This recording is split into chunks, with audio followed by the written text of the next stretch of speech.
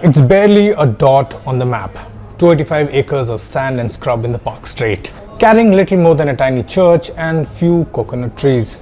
No city, no settlement, no human claim to permanence. And yet, this tiny dot has become the bone of contention between India and Sri Lanka.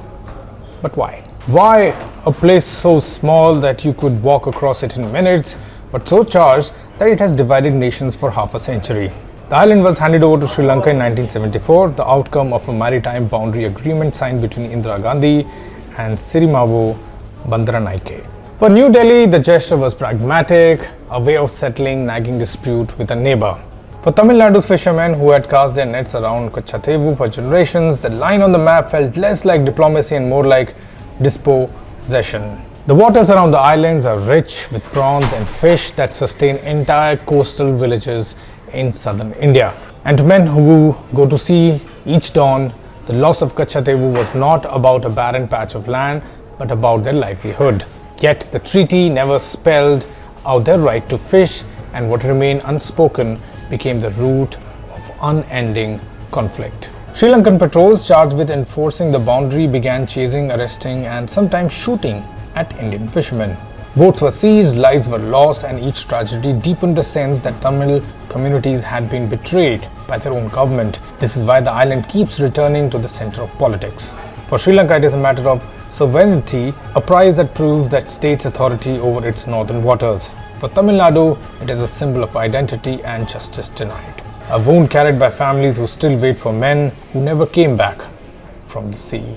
And in between stands New Delhi, balancing the outrage of its southern state with the careful diplomacy required to manage relations with Colombo. What makes Katchatheevu even more than a livelihood issue is its geography. The island sits in the narrow Palk Strait, a maritime corridor of growing importance in the Indian Ocean. In an era where global power jostles for influence in South Asia, even a barren island can become a piece on the chessboard.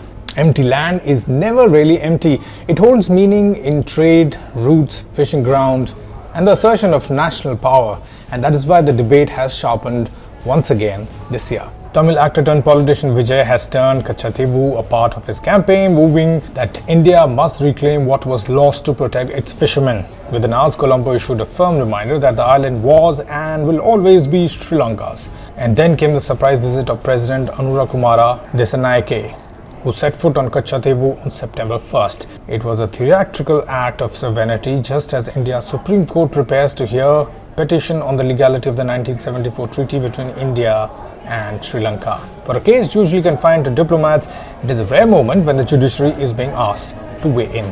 And so an island without people becomes a place heavy with meaning. To one side of the strait, it represents survival, to the other, it represents statehood. To both, it has become a touchstone of pride, power, and politics. The irony is that Katchatheevu itself has never demanded any of this. It is the people, the fishermen, and the nations around it who have filled its silence with so much noise.